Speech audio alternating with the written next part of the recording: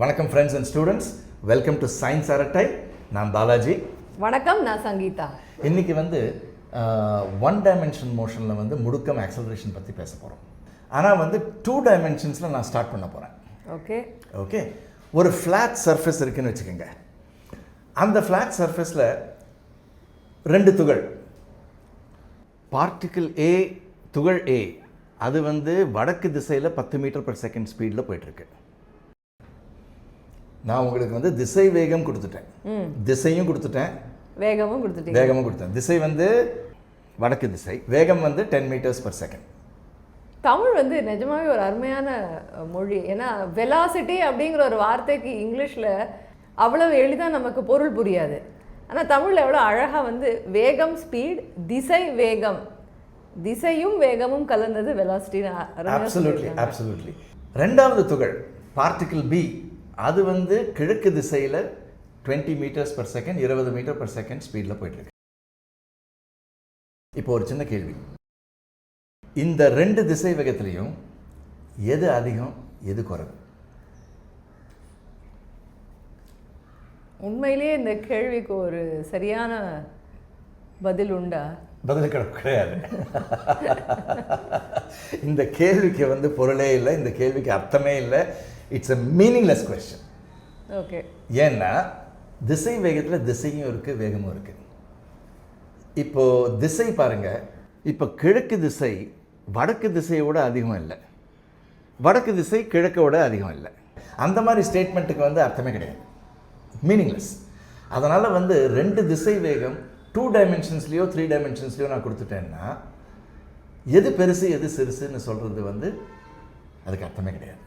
ஆனால் வந்து நீங்கள் பார்ட்டிக்கிள் பியோட திசை வேகத்தின் அளவு, மேக்னிடியூட், பார்ட்டிக்கிள் ஏயின் திசை வேகத்தின் அளவு விட அதிகம்னு கண்டிப்பாக சொல்லலாம். 20 10 விட அதிகம், அது தெரியும், சொல்லலாம். ஸ்பீடு வந்து நீங்கள் கம்பேர் பண்ணிக்கலாம். ஆனால் 1 டைமென்ஷனில் எல்லாமே மாறுறது. ஓகே. ஸோ 1 டைமென்ஷனில் பாருங்கள், 2 திசை இருக்குது. ஒரு ஸ்ட்ரெயிட் லைனில் ஒரு துகள் போயிட்டுருக்கு. பார்ப்போமா? இது வந்து இந்த ஸ்ட்ரெயிட் லைன் மேலே ஓடிட்டுருக்கு.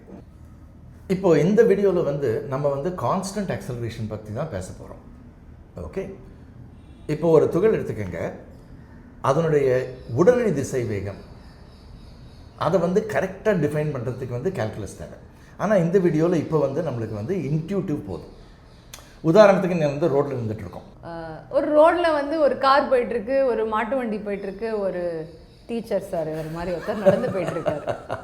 ஓகே, யார் ஃபாஸ்ட்டாக போகிறான்னு தெரியும் இதுலேருந்து. ஓகே. ஸோ ஒரு கார் வந்து அதனுடைய திசை வேகம், இப்போ வந்து அந்த காரை வந்து இந்த ரோடு இருக்குது, ஸ்ட்ரெயிட் ரோடுன்னு எடுத்துப்போம், அதையும் வந்து நம்ம வந்து எக்ஸ் ஆக்சிஸ்னு போட்டுட்டோம். ஓகே. ஸோ மறுபடியும் வந்து வலது பக்கம் பாசிட்டிவ், இடது பக்கம் நெகட்டிவ். ஸோ இப்போ காருடைய உடனடி திசை வேகம் அப்படின்னா இந்த கணத்தில் 30 மீட்டர்ஸ் பர் செகண்ட் பாசிட்டிவ் டைரெக்ஷனில், அதனால் அதனுடைய வெலாசிட்டி வந்து +30. மாட்டு வண்டி ஆப்போசிட் டைரெக்ஷனில் போகிறதுன்னு வச்சுக்கோங்க, ஒரு 5 மீட்டர் பர் செகண்ட் எடுத்துலாம். சரி, இந்த மாட்டு வண்டி வந்து இடது பக்கத்துக்கு போயிட்டுருக்கு, அதனுடைய உடனடி திசை வேகம் இந்த நொடியில், அதே நொடியில் 5 மீட்டர்ஸ் பர் செகண்ட் வந்து திசை வேகம் இல்லை, வேகம் திசை வேகம் வந்து -5, ஏன்னா அது இந்த பக்கம் போயிட்டுருக்கு. ஓகே. அதே டைமில் வந்து ஒரு ஃபிசிக்ஸ் டீச்சர், ஸோ என்ன மாதிரி ஒரு ஃபிசிக்ஸ் டீச்சர் வந்து வலது பக்கத்துக்கு வந்து 1 மீட்டர் பர் செகண்ட் ஸ்பீடில் போயிட்டுருக்காரு இந்த கணத்தில். ஸோ அவருடைய உடனடி speed, that is instantaneous speed வந்து 1 மீட்டர் பர் செகண்ட். அவருடைய உடனடி வெலாசிட்டியும் உடனடி திசை வேகமும் 1 மீட்டர் பர் செகண்ட். ஆனால் அதே ஃபிசிக்ஸ் டீச்சரை ஒரு நாய் துரத்தினா அதனுடைய உடனடி திசை வேகம் ஒரு +4 மீட்டர் பர் செகண்ட் ஆகுமா? உசைன் போல்ட் தாண்டி போயிடுவேன். எங்கள் தெருவில் நிறைய நாய் இருக்கு, எங்கள் தெருவில் நிறைய நாய் இருக்கு. ஓகே. ஸோ உடனடி திசை வேகம் இது வந்து உங்களுக்கு வந்து இன்ட்யூட்டிவாக புரிஞ்சிருச்சு. இப்போது ஒரு துகள் எடுத்துக்கலாம், சிம்பிள் எக்ஸாம்பிள். அது வந்து ஒரு இன்ஸ்டன்ட்டில், ஒரு கணத்தில் அதனுடைய திசை வேகம் வந்து 2 metres per second. Steady acceleration, யாரோ வந்து அதை தள்ளிட்டுருக்காங்க. ஓகே. ஒரு செகண்டுக்கு அப்புறம் கான்ஸ்டன்ட் ஃபோர்ஸ் வச்சு தள்ளிட்டு இருக்காங்க, அதனால் கான்ஸ்டன்ட் ஆக்சலரேஷன். ஒரு செகண்டுக்கு அப்புறம் அந்த துகளுடைய வெலாசிட்டி வந்து 4 meters per second, இன்னொரு செகண்டுக்கு அப்புறம் 6 meters per second, இன்னொரு செகண்டுக்கு அப்புறம் 8 meters per per second. second. So ஒவ்வொரு செகண்டும் அதனுடைய வெலாசிட்டி வந்து 2 meters per secondல இன்க்ரீஸ் ஆகிட்டு இருக்கு. So change in velocity delta V during 1 second, delta T வந்து 1 second. டெல்டா வி எவ்வளவு? 2 meters per second. So 2 meters per second every second அதனுடைய velocity மாறிட்டு இருக்கு. ஸோ அதனுடைய முடுக்கம் is 2 meters per second square. நீங்கள் வந்து இங்கே வந்து என்னை நிறுத்தி சார் இது வந்து ஆவரேஜ் ஆக்சலரேஷன் தானேன்னு கேட்கலாம் கண்டிப்பாக. ஏன்னா நான் final velocity minus initial velocity delta V divided by delta T பண்ணியிருக்கேன். ஸோ இதில் நம்ம வந்து என்ன டிசைட் பண்ணியிருக்கோம்னா இது வந்து கான்ஸ்டன்ட் ஆக்சலரேஷன். அப்படின்னா ஒவ்வொரு கணத்துலையும் acceleration is constant. So average is the same as instantaneous. ஒரு டைம் இன்டர்வலில் ஆவரேஜ் எடுத்தோம்னா அதுவும் இன்ஸ்டன்டேனியஸ் ஒன்று தான். உதாரணத்துக்கு ஒரு கிளாஸில் வந்து எல்லா ஸ்டூடெண்ட்ஸும் ஒரே ஹைட்டுன்னு வச்சுக்கோங்க. Average height will be the same as any student's height. Okay, individual height will be same as average. அந்த மாதிரி வந்து instantaneous acceleration is the same as average if acceleration வந்து மாறாமல் இருந்துச்சுன்னா. இந்த துகள் வந்து இடது பக்கத்துக்கு போகிறதுன்னு வச்சுக்கோங்க. ஓகே, அதனுடைய ஒரு கணத்தில் வெலாசிட்டி வந்து -2 meters per second. ஒரு செகண்டுக்கு அப்புறம் டெல்டா டி எப்பவுமே பாசிட்டிவாக இருக்கும். ஒரு செகண்டுக்கு அப்புறம் -4 meters per second, அதுக்கப்புறம் -6 meters per second. ஸோ அதனுடைய முடுக்கம் acceleration is -2 meters per second per second. So -2 meters per second square. Okay, so இப்போ பார்த்தீங்கன்னா அது வந்து இடது பக்கத்துக்கு போயிட்டுருக்கு, ஆனால் ஸ்பீடு இன்க்ரீஸ் ஆகிட்டுருக்கு. ஆனால் அதனுடைய முடுக்கம் acceleration -2 meters per second square. So negative acceleration-னா ஸ்பீடு குறையிறதுன்றது தவறு. ஓகே, இந்த எக்ஸாம்பிள் நீங்கள் பார்த்துட்டீங்க, ஸ்பீடு இன்க்ரீஸ் ஆகிட்டுருக்கு. ஆனால் இதான் முக்கியமான விஷயம், ஆக்சலரேஷனுடைய டெஃபினிஷன் வந்து rate of change of speed இல்லை. ஓ, ஸோ இதில் திசையும் இருக்கிறதுனால rate of change of velocity. ஆக்சலரேஷனுடைய டெஃபினிஷன் வந்து rate of change of velocity, that is திசை வேகத்தின் மாற்ற விகிதம், ரேட் ஆஃப் சேஞ்ச், அதுதான் ஆக்சலரேஷன். ஸோ இப்போ திசை வேகம் பார்த்தீங்கன்னா 2 meters per secondல -2 இனிஷியலி, -2 வந்து -4 மாறி இருக்கு ஒரு செகண்டில். ஸோ சேஞ்ச் எவ்வளவு? Final minus initial -4 -2, that is -4 + 2, அது வந்து -2. ஸோ சேஞ்ச் வந்து -2 in 1 second. So delta V by delta T -2 by 1 is -2 meters per second squared. அது வந்து நெகட்டிவ் ஆக்சலரேஷன். ஓகே, ஸோ இப்போ கொஞ்சம் கன்ஃபியூசிங்காக இருக்கலாம். இந்த இடத்துல கொஞ்சம் பாஸ் பண்ணிவிட்டு நீங்கள் நினச்சி பாருங்கள், -4 வந்து -3யோட குறைவு, -2 வந்து -6ஓட அதிகம். நீங்கள் ஸ்பீடை பற்றி நினச்சிட்டு ஆக்சலரேஷன் நினச்சிங்கன்னா தவறாக வரும் உங்களுக்கு. Acceleration is rate of change of velocity. So ஒரு துகள் வந்து இடது பக்கத்துக்கு போயிட்டுருக்கு, அதனுடைய ஸ்பீடு இன்க்ரீஸ் ஆகிட்டுருக்கு, ஆனால் வெலாசிட்டி குறைஞ்சிட்ருக்கு. 1 dimensionல் வெலாசிட்டி வந்து -2 meters per secondலேருந்து -4 ஆகிருக்கு. So -4 is less than -2. So velocity குறைஞ்சிருக்கு, ஆனால் ஸ்பீடு வந்து இன்க்ரீஸ் ஆகிருக்கு. இந்த கன்ஃபியூஷன் தொலைகிடுத்துனா நீங்கள் ஃபிசிக்ஸ் கற்றுக்க ஆரம்பிச்சிட்டீங்க. ஓகே, ஆனால் 2 dimensionsல பாருங்கள், 3 dimensionsல வந்து இந்த ஸ்டேட்மெண்ட்ஸ்லாம் கரெக்டாக இல்லை. 2 dimension 3 dimensionல வந்து ஒரு வெலாசிட்டி வந்து குறைஞ்சிடுத்து அப்படின்னு சொல்ல முடியாது. திசை மாறிடுத்துன்னா நம்ம பேசின மாதிரி கிழக்கு வந்து வடக்கை விட குறைவில்லை, அந்த மாதிரி வந்து நம்ம பேச முடியாது. So less than and greater than வந்து நம்ம 1 dimensionல மட்டும்தான் பேச முடியும். இதெல்லாம் வந்து ரொம்ப கவனமாக நீங்கள் பார்க்கணும். ஆனால் ஒரு ஈஸி மெத்தட் நான் உங்களுக்கு சொல்லித்தரேன். டைரெக்டாக நம்ம வந்து நியூட்டன் 2வது விதிக்கு போயிடலாம். ஞாபகம் இருக்கா உங்களுக்கு?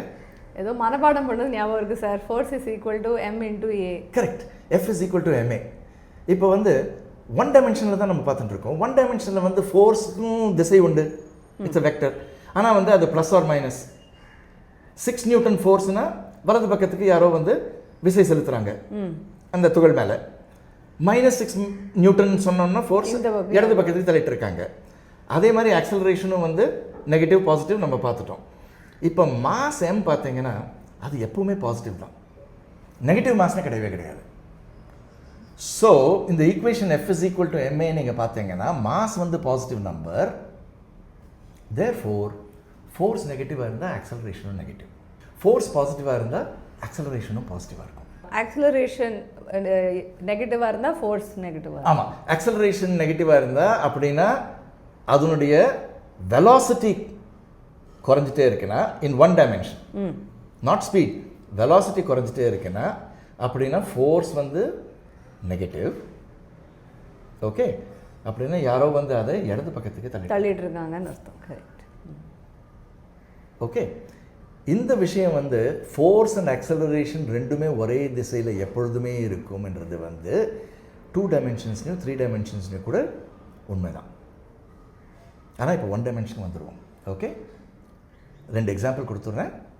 பார்ட்டிகிள் வந்து இடது பக்கத்துக்கு போயிட்டுருக்கு, வெலாசிட்டி நெகட்டிவ், -4 meters/second. ஓகே, -6 ஆயிடுச்சு. குறைஞ்சிடுச்சா இன்க்ரீஸ் ஆயிடுச்சா? குறைஞ்சிருச்சு. Very good. ஓகே, -6 ஆயிடுச்சு. ஸோ இப்போ வந்து ஆக்சலரேஷன் பற்றி நினைக்கிறதுக்கு ஒரு சிம்பிளாக நினச்சிக்கோங்க. இப்போ -4 மீட்டர்ஸில் போயிட்டு இருக்குது, -6 ஆயிடுது. அது மேலே எந்த திசையில் ஃபோர்ஸ் செலுத்தப்படுகிறது? அதே திசையில் போயிட்டு இருக்கோ அதே திசையில். So force is negative, therefore acceleration is negative. Okay, equation போட்டு பார்ப்போம். -6 final velocity, initial velocity -4, -6 -4 is -2. -2 divided by delta t ஒரு நெகட்டிவ் நம்பராக தான் இருக்கும். பொருத்தமாக இருக்கா? ஓகே, இதே துகள் வந்து ஸ்பீடு குறையுது, ஸ்லோ டவுன் ஆகுது, -4லேருந்து -2க்கு மாறுறது ஒரு டைம் டெல்டா டீல, -4லேருந்து -2க்கு மாறுறது, change in velocity +2. So acceleration வந்து பாசிட்டிவாக தான் இருக்கணும். அதெல்லாம் கால்குலேட் பண்ணுறதுக்கு பதிலாக இப்போ வந்து இமேஜின் பண்ணி பாருங்கள், -4 meters/second போயிட்டுருக்கு, -2 ஆயிடுச்சுன்னா அது ஸ்லோ டவுன் ஆயிருக்கு, யாரோ வந்து அதை அந்த வலது பக்கத்துக்கு தள்ளிட்டு இருக்காங்க. ஸோ ஃபோர்ஸ் இஸ் பாசிட்டிவ், எனவே ஆக்சலரேஷன் இஸ் பாசிட்டிவ். ஸோ இந்த எக்ஸாம்பிள்ஸ்லேருந்து நீங்கள் வந்து ஒரு சிம்பிளாக இந்த வந்து ஸ்டேட்மெண்ட் நீங்கள் வந்து மெமரைஸ் பண்ணிக்கலாம். Acceleration always points in the direction of force. விசை எந்த திசையில் செலுத்தப்படுகிறதோ முடுக்கமும் அதே திசையில் தான் இருக்கும். அடுத்த வீடியோவில் நம்ம வந்து 2 dimensions and 3 dimensionsக்கு போகிறோம். அதுக்கு வந்து வெக்டர்ஸ் தேவை. ஸோ அடுத்த வீடியோ வந்து இன்ட்ரொடக்ஷன் டு வெக்டர்ஸ். இன்ட்ரெஸ்டிங்கான டாபிக், ரொம்ப சுவாரஸ்யமான டாபிக். எஸ்.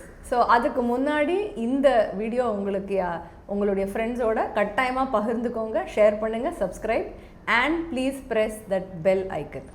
ஃப்ரெண்ட்ஸ், ஸ்டூடெண்ட்ஸ், வணக்கம். அடுத்த வீடியோவில் சந்திப்போம். வணக்கம், மீண்டும் சந்திப்போம்.